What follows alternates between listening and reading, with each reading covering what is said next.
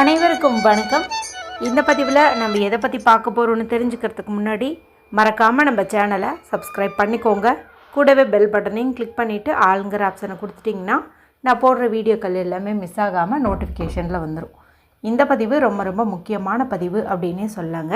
இன்றைக்கி பார்த்திங்கன்னா நமக்கு அற்புதமான ஒரு நாளாக இருக்கிறதுனால இந்த நாளில் நம்ம செய்யக்கூடிய சின்ன சின்ன வழிபாட்டுக்கும் தாந்திரிக பரிகாரங்களுக்கும் நமக்கு அளப்பரிய பலன் கிடைக்கும் அப்படின்னே சொல்லலாம். இன்றைய நாளானது ரொம்ப ரொம்ப விசேஷமானது. ஏப்ரல் மாதத்தின் 11ஆம் தேதி, பங்குனி மாதத்தின் 28ஆம் தேதி நிறைஞ்ச வெள்ளிக்கிழமையாக இருக்குது.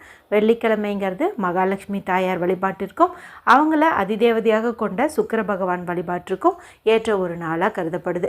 இந்த நாளை மேலும் விசேஷம் சேர்க்கும் விதமாக இன்றைக்கி நமக்கு பங்குனி உத்திரம் அமைஞ்சிருக்குது. வெள்ளிக்கிழமை நாளில் இந்த பங்குனி உத்திரம் வர்றது ரொம்ப ரொம்ப சிறப்பு அப்படின்னு சொல்லலாங்க. முருகப்பெருமானுக்காகட்டும், சிவபெருமானுக்காகட்டும், மகாவிஷ்ணுவுக்காகட்டும் எல்லாருக்குமே திருமணம் நடந்த ஒரு நாள் அப்படின்னு பார்க்கும்போது இந்த பங்குனி உத்திர நாளை சொல்லுவாங்க. ஏற்கனவே இந்த நாளானது சிறப்பு மிக்கது அப்படிங்கிறதுனால இந்த நாளில் செய்ய வேண்டிய வழிபாடு குறித்தும் பரிகாரங்கள் குறித்தும் ஏற்றக்கூடிய தீப முறை குறித்தும் குளிக்கும் தண்ணீரை எந்த மாதிரி பயன்படுத்தினா செல்வ வளம் அதிகரிக்கும் என்பது குறித்தும் தனித்தனி பதிவுகளாக நிறைய வீடியோக்கள் இந்த ஒரு 4 நாட்களாகவே நம்மளுடைய சேனலில் அப்லோடு பண்ணிகிட்ருக்குறேங்க. தனியாக ஒரு பிளேலிஸ்ட்டே இருக்குது. இப்போ நம்மளுடைய சேனல் லோகோவை கிளிக் பண்ணிவிட்டு அதில் பிளேலிஸ்ட்டுன்னு சொல்லி கிளிக் பண்ணிங்கன்னா இது வரைக்கும் நான் போட்ட பங்குனி உத்திர வீடியோக்கள் எல்லாத்தையுமே நீங்கள் பார்க்க முடியும். திருமணம் நடைபெறுவதற்கு, குழந்தை பாக்கியத்துக்குன்னு சகலத்துக்கும் இருக்கும். அதுவும் இன்றைக்கி காலையில் பார்த்திங்கன்னா ஒரு முக்கியமான வீடியோ போட்டிருந்தேன். அது செய்வதன் மூலமாக அபரிமிதமான செல்வம் சேரும், கடன் தீரும், சொந்த வீடு அமைவதற்கான வாய்ப்பு ரொம்ப ரொம்ப அதிகம் அப்படின்னே சொல்லலாங்க. ரொம்ப ரொம்ப சக்தி வாய்ந்த பரிகாரம், ஆனால் சிம்பிளான பரிகாரம். பீரியட்ஸ் டைமில் இருந்தாலுமே அந்த பரிகாரத்தை செய்யலாம். இது வரைக்கும் பார்க்காம இருந்தீங்கன்னா அந்த வீடியோக்களினுடைய லிங்க் இந்த வீடியோ முடியும் போது வரக்கூடிய எண்டு ஸ்க்ரீனில் கொடுக்குறேன். மறக்காமல் செக் பண்ணி பாருங்கள்.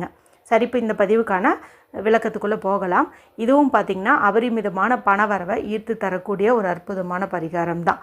இது யாரெல்லாம் செய்யலாம் அப்படின்னு கேட்டிங்கன்னா யார் வேண்டுமானாலும் செய்யலாம், எந்த தவறும் கிடையாது. அதாவது பண தேவை இருக்குதுன்னு நினைக்கிற ஆண்கள், பெண்கள் யார் வேண்டுமானாலும் இதை செய்யுங்க. ஆனால் இதை நீங்கள் உங்களுடைய வீட்டில் இருந்து தான் செய்யணும். ஏன்னா நம்ம வீட்டுக்கு தானே பண வரவு அதிகரிக்கணும். அதனால் இப்போ விடுமுறைங்கிறதுனால சொந்தக்காரங்க வீட்டில் இருக்கேன், அம்மாவுடைய வீட்டுக்கு வந்திருக்கேன் அப்படின்னா அங்கேருந்து நீங்கள் இந்த பரிகாரத்தை செய்ய முடியாது.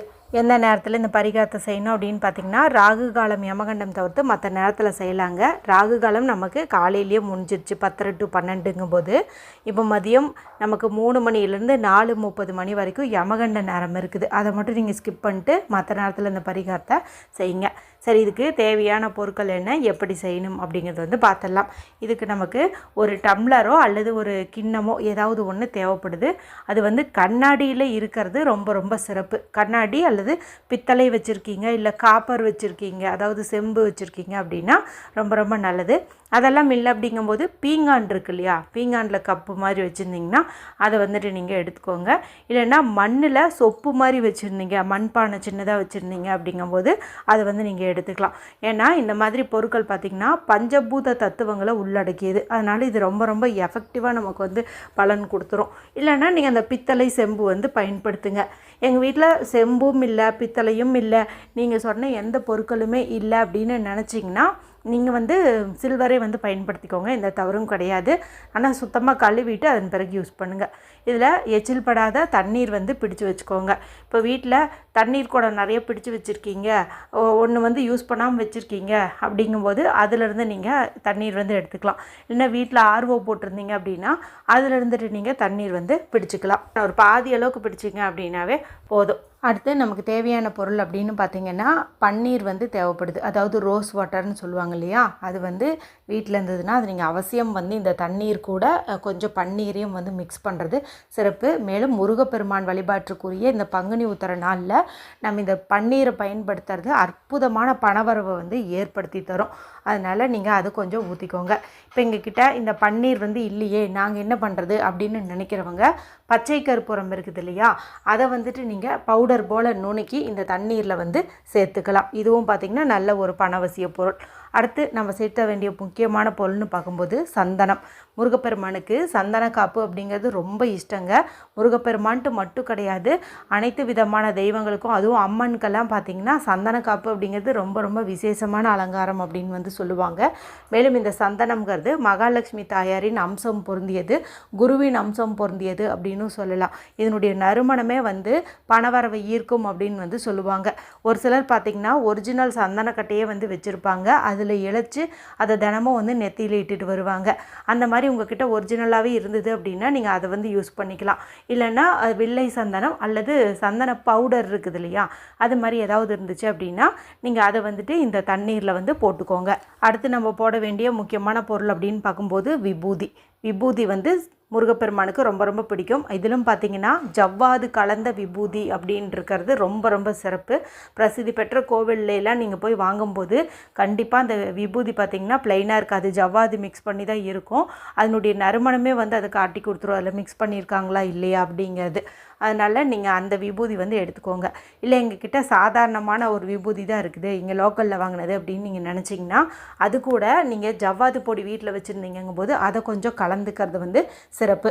இப்போ நான் சொன்னேன் இந்த பொருட்களை எல்லாம் ஒன்று ஒன்றா நீங்கள் தண்ணீரில் போடணும். நீங்கள் இந்த பரிகாரம் செய்யும்போது யாருக்கிட்டையும் பேசக்கூடாது, டிவி பார்க்கக்கூடாது, மொபைல் பார்க்கக்கூடாது.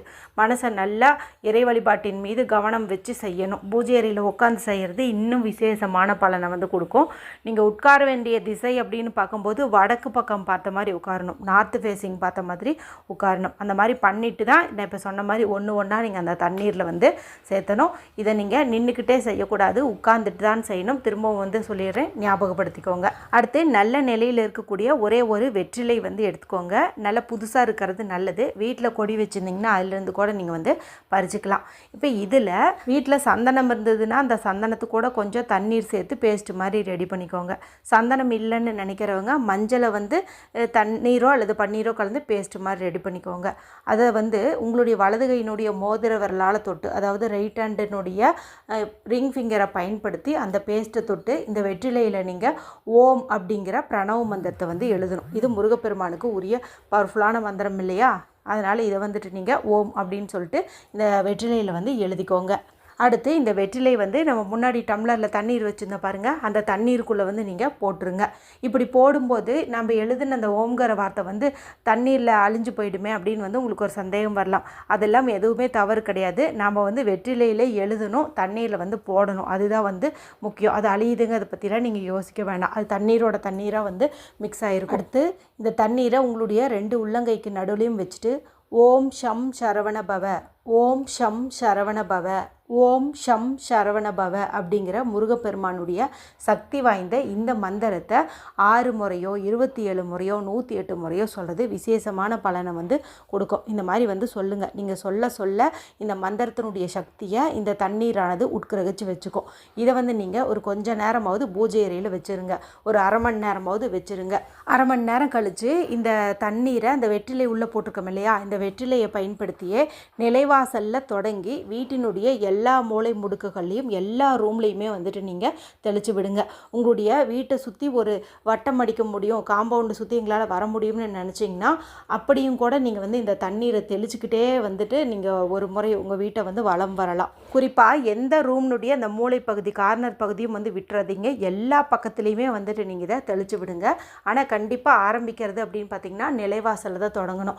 வெளியில் இருந்து நம்ம உள்ளே இந்த தண்ணீர் தெளிச்சிட்டு வரணும். இதை தெளிப்பதன் மூலமாக நம்மளுடைய வீட்டில் பணத்தடையை ஏற்படுத்தக்கூடிய சில விஷயங்கள் எல்லாம் இருக்கும் இல்லையா, நெகட்டிவ் வைப்ரேஷன், அது எல்லாமே தவிடு பொடி ஆயிருங்க. நம்ம வீட்டை விட்டு அது முற்றிலுமாகவே நீங்கிரும். இந்த தண்ணீர் பட்ட எல்லா இடத்துலையும் நேர்மறை ஆற்றல் அதிகரிக்கும்.